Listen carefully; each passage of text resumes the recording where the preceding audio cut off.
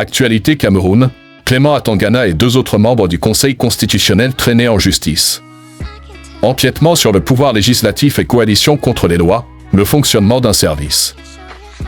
Tels sont les motifs des plaintes déposées par le Mouvement pour la Renaissance du Cameroun, MRC, le 5 novembre dernier au tribunal de première instance de Yaoundé Centre administratif contre Clément Atangana, président du Conseil constitutionnel du Cameroun, Adolphe Makoachi et Emmanuel Bon, tous membres de cette institution. Toutes les parties ont été notifiées de cet acte de procédure pénale les mettant en cause.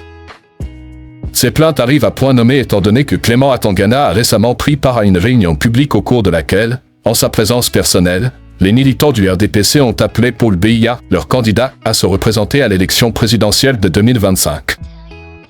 Makoa SHE quant à lui a été nommé au comité olympique, et Emmanuel Bond est toujours membre du bureau politique du RDPC, le parti au pouvoir. Il est clair que tous ont violé la loi portant organisation et fonctionnement du Conseil constitutionnel qui est censé arbitrer en toute impartialité et transparence les élections au Cameroun.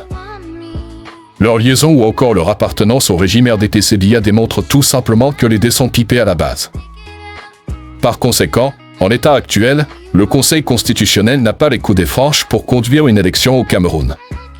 L'opinion est informée qu'un acte de procédure pénale, à savoir une plainte avec constitution de partie civile, mettant en cause 3 membres du Conseil constitutionnel, parmi lesquels son président, les sieurs Clément Atangana, Adolphe Makoa SHE et Emmanuel Bonda, saisissant le juge d'instruction près le tribunal de première instance de Yaoundé Centre administratif, le 6 novembre 2024 à la requête de notre client le MRC, parti politique, vient d'être notifié ce 7 novembre 2024. Concerné.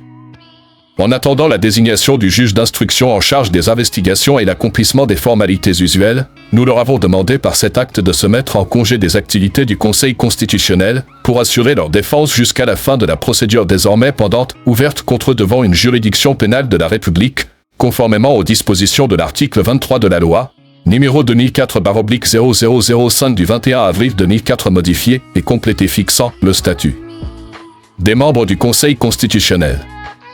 L'opinion sera tenue informée des suites.